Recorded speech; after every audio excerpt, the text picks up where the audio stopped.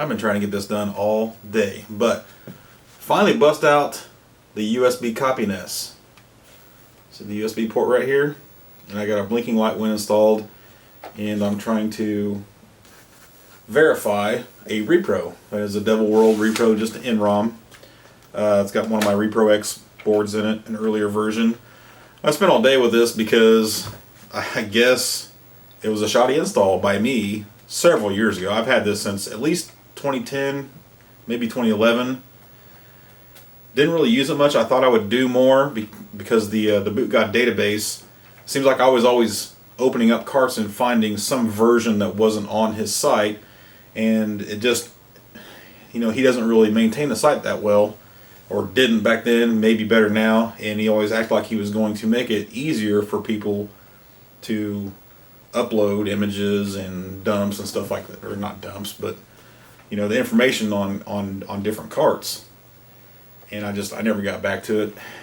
So, and of course the other problem is, I didn't have a blinking light win until just recently. So, using the CopyNES was kind of hit and miss anyway. But my main problem today was just the socket, I guess. I had a dual wipe socket and the large square pin headers going into it.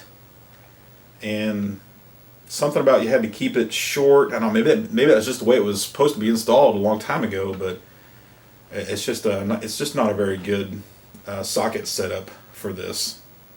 I would really love for the high def NES CopyNES to get finished and get done, so I could get rid of this thing and quit using it, because I just know it's going to quit working again just because that socket's so bad.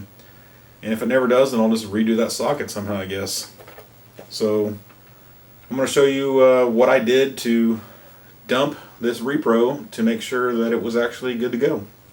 Okay, so sorry for doing it with the camera on monitor way, but I actually shot this whole video through Bandicam, and for some reason the computer I've got in here now just does not want to work with it. But I wanted to share this because I actually had some problems getting CopyNES to work again. It worked with my old computer, doesn't want to work with this one, so I had to relearn a bunch of stuff, but the point is to try to get to the point where you have CopyNES working, right?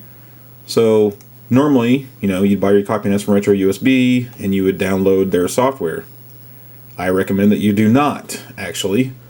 You could Google CopyNES and you'll try to find CopyNES debut. I think it's actually somewhere it says something about 3.0. Yeah, version 3.0 right here. There's 3 downloads here that you'll want. The original by Kevtris, and the one by Quietest, and then there's the FTD drivers. But it's been a couple days already, and I've done forgotten. I don't even remember if I used these files, because I think they were actually in the CopyNES USB files as well from Retro USB. I believe, yeah, there's a folder just for drivers, and I believe it's actually the same stuff. And when you very first plug in your USB, you'll get the window that says something about searching for the USB driver, and you'll want to point it to either that folder, or I think this is the one you can download from Quietest, and it is qmtpro.com. and about NES, CopyNES. So the great thing is this version doesn't do the bullshit where it always thinks that the NES is turned off. That was my big problem. I couldn't get it to recognize that the NES was plugged in and turned on with the Retro USB stuff, and that's why I had to dig and find. And I think the only other step was to go into options and make sure you're actually set for USB right here and not a printer port. And I unchecked generate the UNIF files. I'm not even really sure what those do. And if you turn it off or unplug it, you hit reconnect, bring up that window, and that's where it was also hanging on me too. It would bring up that window and say it didn't even see it. Let alone the one that it brings up and it says it's turned off. Let's see if I can actually get it to do it again. Yeah, or that window. CopyNES is off. You know, and I would turn it on, reset it, do all kinds of stuff, and it just would not recognize it.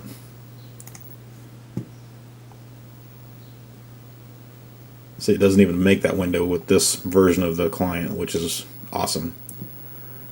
So I have Devil World in the NES right now, in the USB CopyNES, and we're going to dump it. And it's an ROM, and then we'll just type in Devil World enter, and it's just that easy. So then you go back in here, and this is the file. Okay, yeah, I forgot. There's a few steps here. When you download these files, basically you're going to take the CopyNES W version 3.0 files from this folder, and you're actually going to copy all of these into the original Kevtris client, and it's going to overwrite some stuff and just hit yes, okay, and all that kind of stuff. I created a shortcut to put that in my start area, and that's what you'll run CopyNES from. And this is also where it will dump. There's the char and prog, the .NES, and the CRC is what we're after. Okay, I don't know why it does this. So there's our two CRCs. So to make sure that your repro is actually, completely working properly, this is what I've been using. I go to Boot God's database. Let me get back to Devil World. I might have to search for it again. I was looking for Old Bath Babes.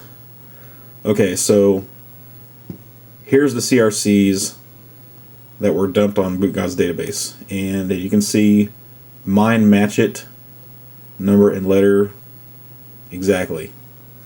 That means this repro is working exactly as it's supposed to be. Everything, every bit is proper on the EEPROM. Great.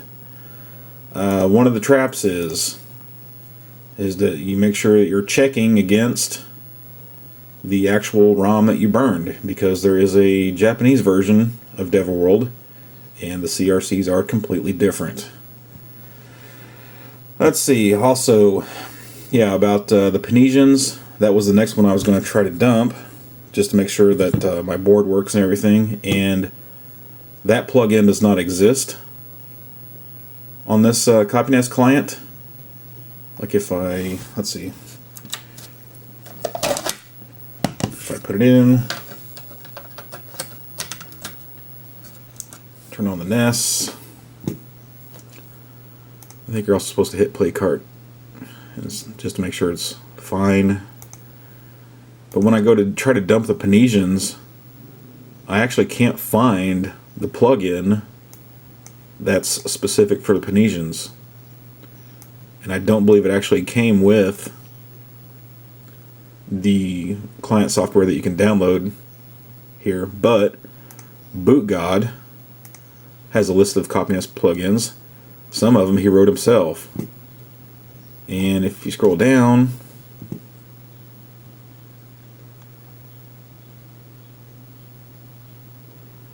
right there is the Pinesians. There's a .bin and a .assembly. But I haven't quite figured out how to get them working with the client yet. I actually put, let's see, plugin done. I put the Pinesian bin in here. Right there's that. And I'm wondering if I need to put the ASM file in here and then do something.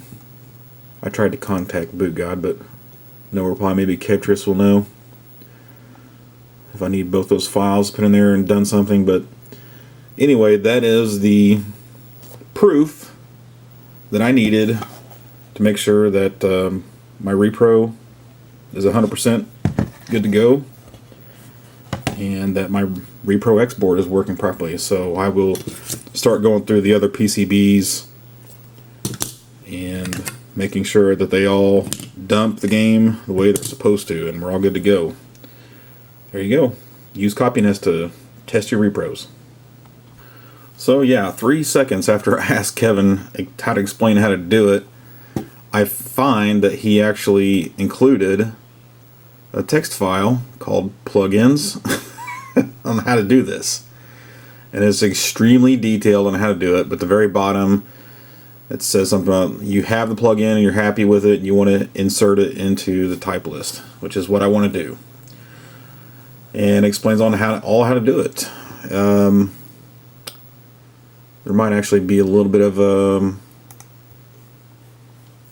cheat or a quick way to do it, but you find the makebase.bs file, edit it, and you scroll down, and there's where all that stuff starts. And its Panesians are a bit of they're an AVE board, so I went down here and I copied one line and pasted it right below, and then I changed the board type. I just said AVE-74161, and then you got to name that plugin, the .bin, Panesian.bin, and it's a mapper 3, which is what the numbers are, and then just some text notes about what it is.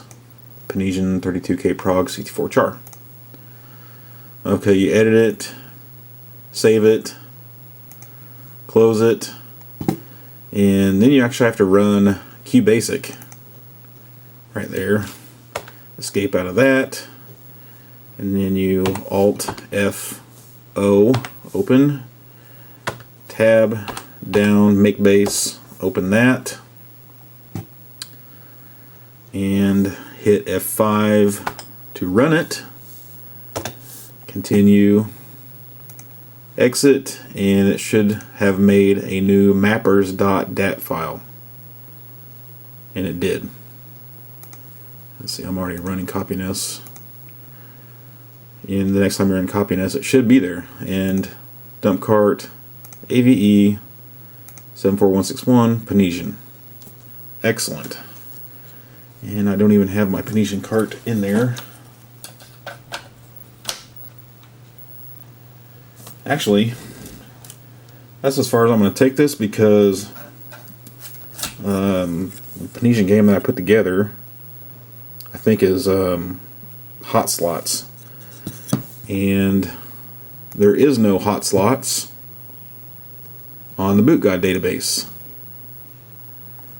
I've already looked, but it's not here. And it's one of the missing ones. So I don't know where to check the CRCs against this. So that is one issue. And I think he's only missing, geez, only a couple.